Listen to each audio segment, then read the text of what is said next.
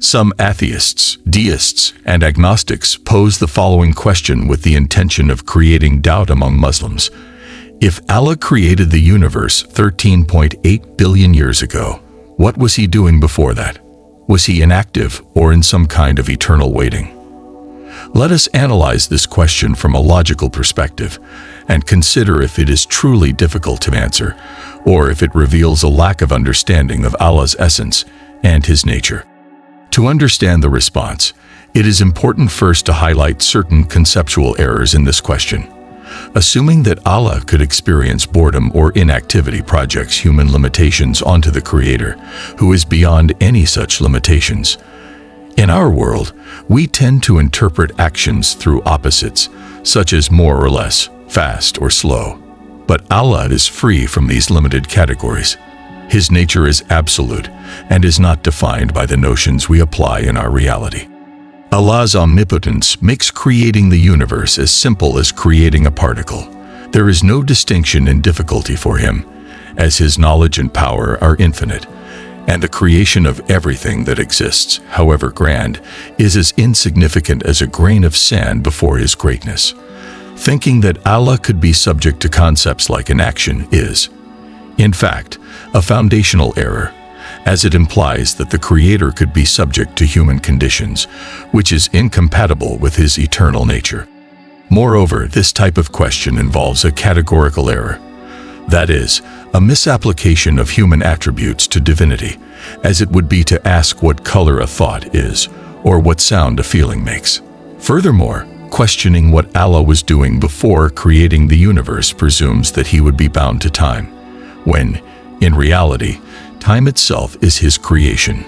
Before the existence of the universe, the concept of before was not applicable, as Allah is beyond time and all created limitations. Time, as we experience it, began with creation itself. However, Allah is beyond any notion of temporality or succession. In short, this question arises from a misunderstanding of divine essence and the creation of time. Allah is independent and free from any notion of time or boredom. He is the Creator without beginning or end, and is exempt from all human limitations. Since human beings are subject to the limits of time, we often fall into the mistake of projecting our own limitations onto Allah. However, Allah is not comparable to His creation and is completely free from its characteristics. This idea can be understood through an analogy. A carpenter is not of the same nature as the table he makes, nor is an architect of the same substance as the building he designs. Similarly, Allah is free from the limitations of His creation, including time. For example, if water is poured on a wooden table, it may swell, whereas if it is poured on the carpenter, it does not affect him.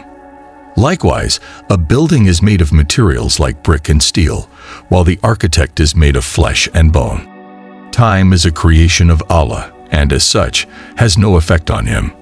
Claiming that Allah is limited by time would be a misunderstanding, as it would fall into the erroneous belief of hulul, that is, the idea that the divine could inhabit the creation. This contradicts the teachings of all al-Sunnah, which completely reject the notion that Allah could be contained within His own creation. Allah is eternal and absolute. Two of His essential attributes are Qidam, pre-existence, and Baqa, eternity. He is without beginning or end. He is the first and the last, without depending on categories like before or after, which apply only to created beings. Thus, asking what was Allah doing before creating the universe is a conceptual error. As for Him, there is no before or after. Understanding eternity from this perspective is essential. As the wise Sa'd Nurse explains, Azalea or eternity is a state in which past, present, and future are simultaneously encompassed, as if an elevated mirror reflected the entire line of time. If we imagine an infinite line where the past extends to the left and the future to the right, humans can only see the present. However, if we place a mirror at a high point, that mirror could reflect every moment on the timeline, from past to future. The higher the mirror, the more complete the reflection. If that mirror were at an infinite height, it could encompass all time in an instant, with no difference between past, present, or future. In eternity, time, space, and the limitations of creation do not exist as we know them. For us, understanding this concept is difficult, almost like describing colors to someone born blind, or trying to explain sounds to a deaf person. The notion of timelessness is something we can only glimpse, as it goes beyond the limits of human understanding. To better understand the concept of eternity and how Allah transcends time, we can think of a simple analogy. Imagine a USB memory stick that contains a 10-page document. When we connect this memory stick to a printer and start printing, the first 5 pages already printed would be the past from the perspective of the printer. The 6th page being printed would be the present, and the remaining pages would be the future. However, from the USB memory's point of view, the entire document exists simultaneously in one place. There is no past or future. Everything is accessible instantly, as a whole. For this reason, in the Quran, Allah sometimes uses the past tense to speak of future events, such as the Day of Judgment, paradise, or hell, which have not yet occurred from our perspective. Allah describes them in the past because, from His eternal perspective, everything happens in a single moment. The creation of the universe, the life of Adam, peace be upon him, our lives, the Day of Judgment, and the hereafter coexist without distinction of time. Allah, in His absolute nature, does not depend on time, nor is subject to it. Therefore, the question of what was Allah doing before creating the universe is a mistaken question, as it assumes that Allah is within a timeline similar to ours. To address this question, we must first understand that eternity has no before or after. In eternity, only Allah exists. The question of whether Allah was doing something in that pre-creation state is based on a human and limited understanding. The first thing we must remember is that Allah is not obliged to do anything. His perfection does not depend on His creation. Even if He had created nothing, His perfection would be absolute and immutable. The act of creation is an act of generosity and wisdom, and does not add or detract from His perfect state. As for the answer, Muslim scholars have proposed 2 valid perspectives on this matter, based on a deep study of the teachings of the Quran and the Sunnah. These opinions offer complementary approaches to understanding how Allah's eternity relates to creation and to the human concept of time. The first explanation is that Allah wished to manifest His beauty and perfection through creation. According to a Hadith Qudsi, I was a hidden treasure and wished to be known.